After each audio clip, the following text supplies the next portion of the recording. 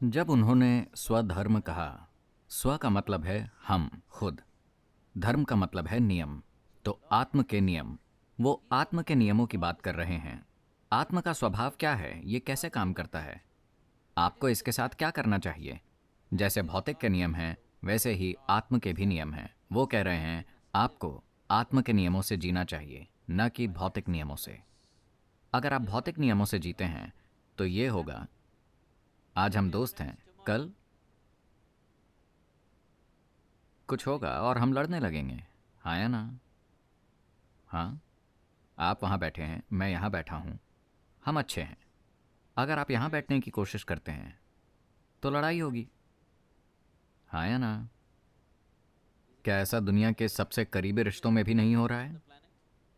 न केवल दो राष्ट्रों के बीच, समुदायों के बीच, समाजों के बीच, क्या ये पति पत्नी, पिता और बेटे, माँ और बच्चे के बीच नहीं हो रहा है?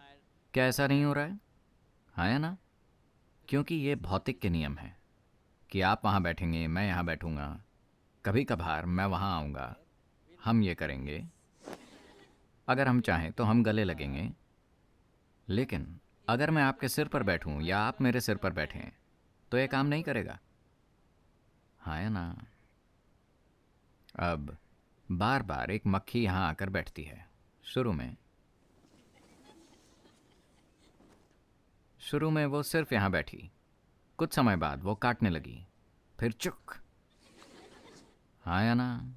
शायद आप उसे पकड़ ना पाएं, लेकिन आप उसे पकड़ना चाहते हैं, है ना?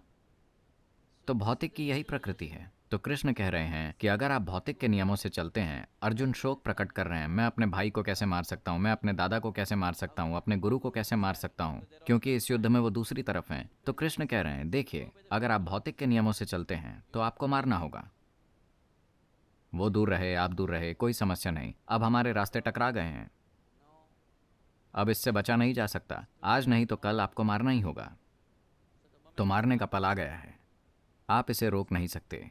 यह आपकी पसंद या उनकी पसंद नहीं है, यही भौतिकता का तरीका है। भौतिकता में सीमाएं होती हैं, अगर सीमाएं पार हो जाती हैं तो, आया ना? हर किसी के लिए, इस दुनिया में हर किसी के लिए आपकी एक सीमा है। हाँ, आपका दुश्मन यानी सीमा वहां है, अगर वो उसे पार करता है तो परेशानी होगी। आपका पड़ोसी यानी सीमा वहां है, अगर वो उसे पार करता है तो परेशानी होगी। आपका दोस्त यानी सीमा यहाँ है, अगर वो उसे पार करता है तो परेशानी होगी। आपके पति या पत्नी यानी सीमा यहाँ है, लेकिन अगर वो उसे पार करते हैं तो परेशानी होगी। आपका बच्चा यानी सीमा यहाँ है, लेकिन अगर वो उसे पार करता है तो परेशानी होगी। हाँ या ना? तो हर किसी के लिए एक सीमा है कि नहीं? चाहे वो आपको जितने भी प्रिय हों, क्या एक सीमा नहीं है? एक सीमा है या नहीं? एक सीमा है ना? अगर हम सीमा बनाए रखते हैं, येलो लाइन को देखिए, अगर आप सीमा को बनाए रखते हैं तो भौतिक दुनिया में चीज़ें काम करती हैं। अगर आप सीमा पार करते हैं, अगर सीमा का कोई भी उल्लंघन होता है तो हिंसा की शुरुआत हो चुकी है ना? हिंसा की ओर पहला कदम उठ गया है। शुरू में ये शब्दों में होगी, फिर थोड़ी धक्का मुक्की और फिर मारकाट। ये मत सोचिए कि नहीं नहीं मैं ऐसा नहीं करूंगा, आप भी ऐसा करेंगे। यही भौतिकता का तरीका है। तो कृष्ण कह रहे हैं कि अगर आप ये नहीं चाहते, अगर आप इस मारकाट के साथ संघर्ष कर रहे हैं, तो आप अपने स्वधर्म का पालन कीजिए, आत्म का मार्ग, जहां कोई सीमा नहीं होती।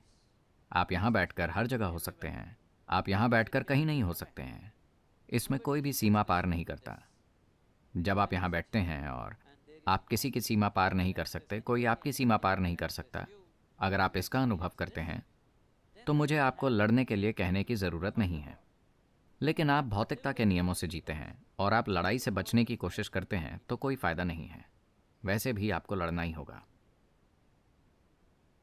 तो इसका पालन कैसे करें? आपको अंदर की ओर मुड़ना होगा। अगर आप भौतिकता के तरीके से जीते हैं तो टकराव बस एक कदम दूर है कि नहीं? हाँ या ना? किसी के साथ टकराना सिर्फ एक कदम दूर है, हमेशा। आपको इससे बचना होगा। आप हर समय बच रहे हैं, है ना? अगर आप नहीं बचते तो आप किसी न किसी के साथ यूं टकरा ही जाएंगे। तो यही